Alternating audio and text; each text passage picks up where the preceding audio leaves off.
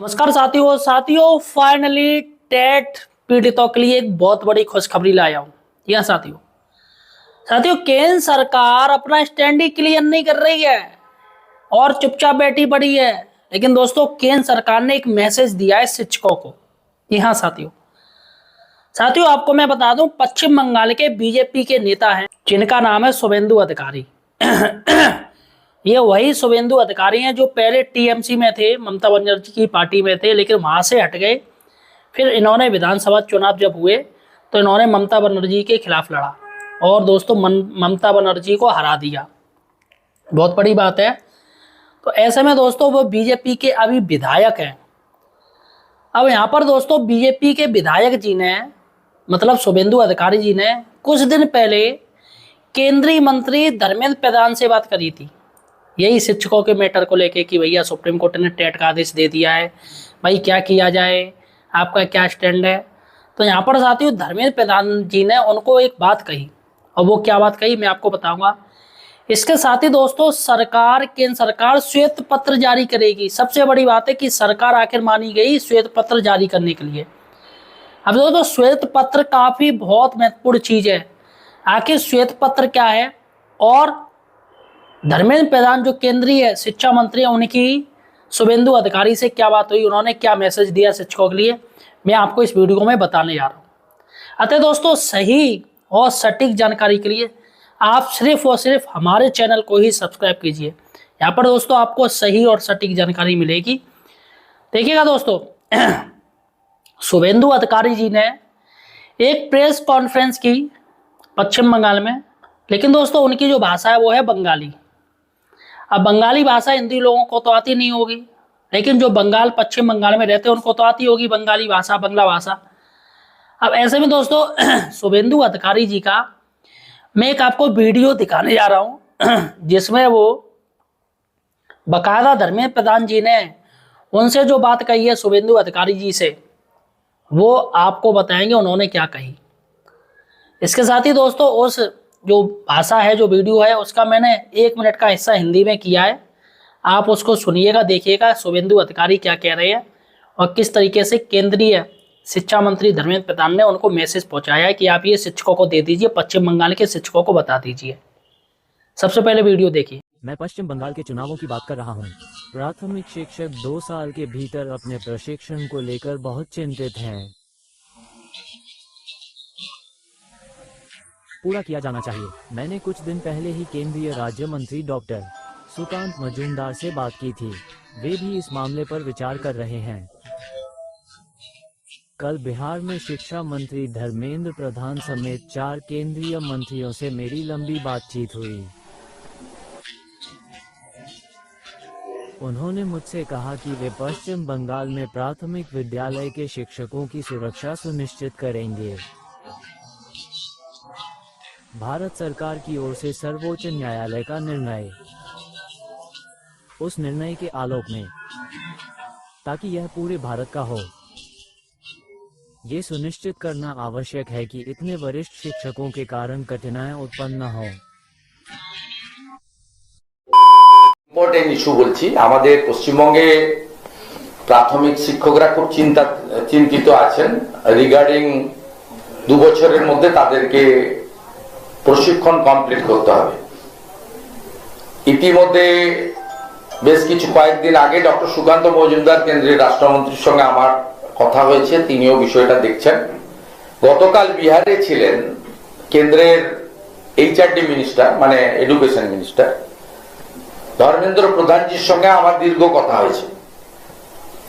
তিনি আমাকে বলেছেন যে পশ্চিমবঙ্গের প্রাথমিক শিক্ষক শিক্ষিকাদের অ্যাসিওর করতে ভারত সরকারের পক্ষ থেকে সুপ্রিম কোর্টের যে জাজমেন্ট আছে সেই জাজমেন্টের পরিপ্রেক্ষিতে যাতে গোটা ভারতবর্ষেরই এত সিনিয়র শিক্ষক শিক্ষিকারা অসুবিধায় না পড়েন, তার জন্য প্রয়োজনীয় উদ্যোগ গ্রহণ করার সিদ্ধান্ত হয়েছে এবং আশু সেটা হবে।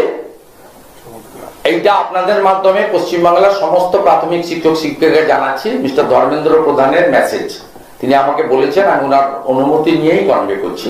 1 নম্বর। দ্বিতীয় নম্বর হচ্ছে সুযোগে চোরামূলের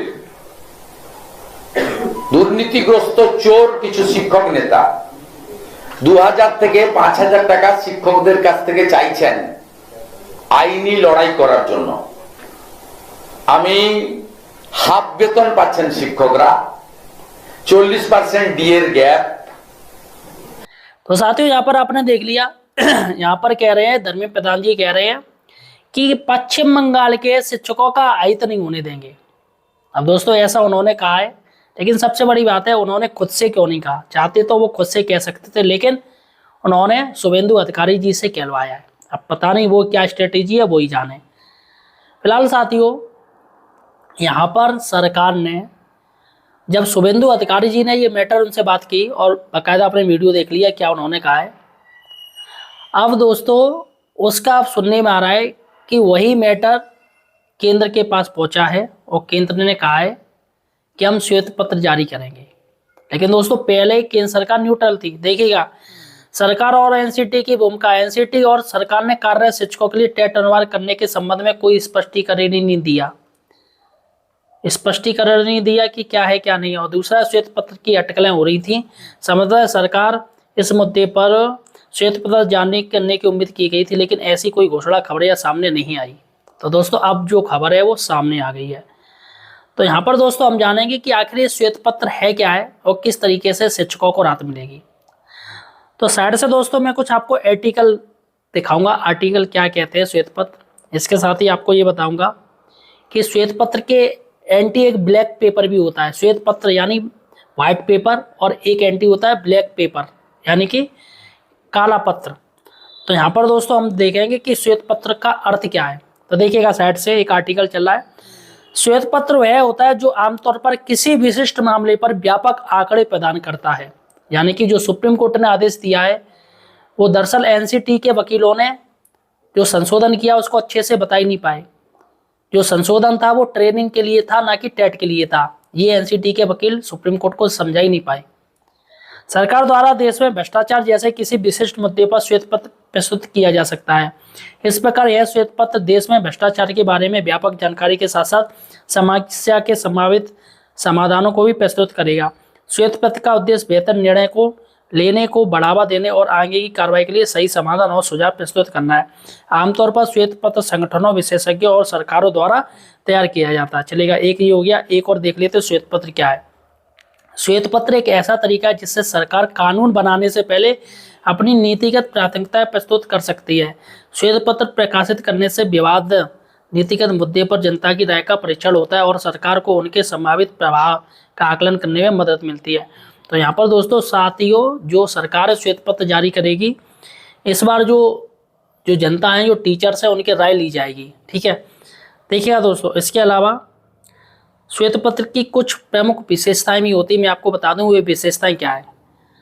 सबसे पहले श्वेत पत्र की खासियत यह है कि इसमें किसी मुद्दे पर व्यापक जानकारी होती है। तो यहाँ पर जो एनसीटी का जो मुद्दा है, जो ये चल रहा है क्या नहीं, ड्रामा कैसे फैला पड़ा रहता, हम यहाँ पर सरकार श्वेत पत्र जारी करके पूरी बात बताएगी। एक एक सेक्शन उसको सही से डिफाइन करेगी ताकि सुप्रीम कोर्ट तक ये बात सही से जा सके कि सर ये मैटर है, ये बात है, आपको इस पे ऐसे टेट का आदेश नहीं देना चाहिए था।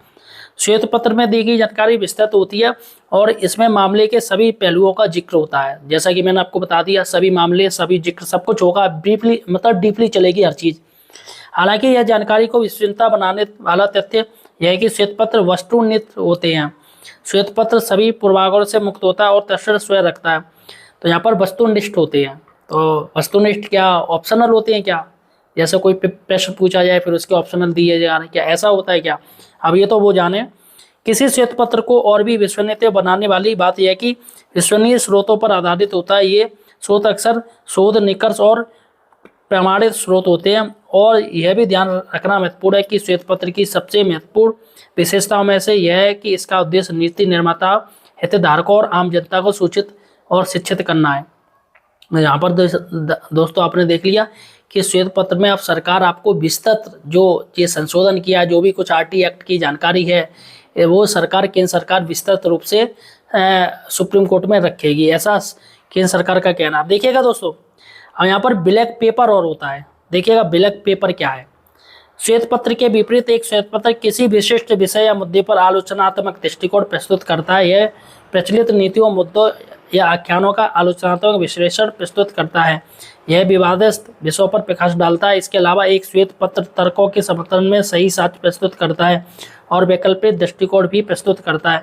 तो यहाँ पर श्वेत पत्र की दे दिया कि तर्कों के समर्थन में सही साक्ष्य प्रस्तुत करता है और वैकल्पिक दृष्टिकोण में भी ये प्रस्तुत करता है।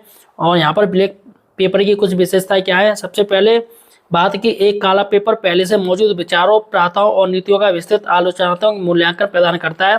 दूसरे, ब्लैक पेपर किसी विशिष्ट मामले के संबंध में असहमति विस्तृत करता है। तो यहाँ पर दोस्तों आपने देख लिया कि श्वेत पत्र क्या है, ब्लैक। और लेकिन दोस्तों सबसे बड़ी बात है कि केंद्र सरकार अचानक श्वेत पत्र की बात करने लगी। सुनने में आ रहा है कि पश्चिम बंगाल में 2026 में इलेक्शन है। कहीं ऐसा तो नहीं कि धर्मेंद्र प्रधान जी ने जो मैसेज दिया है सिर्फ पश्चिम बंगाल के शिक्षकों के लिए, जो मैसेज उनका दिया है वो सिर्फ पश्चिम बंगाल के शिक्षकों के लिए, और जबकि मैसेज देना चाहिए पूरे देश के शिक्षकों के लिए। क्या ये कोई केंद्र सरकार का कोई स्टैंड है या कोई स्ट्रेटेजी, क्या कहते हैं, मतलब इलेक्शन से रिलेटेड कोई खालिस्तानी है कि ये या सच में ये केंद्र सरकार शिक्षकों के बारे में सोच रही है।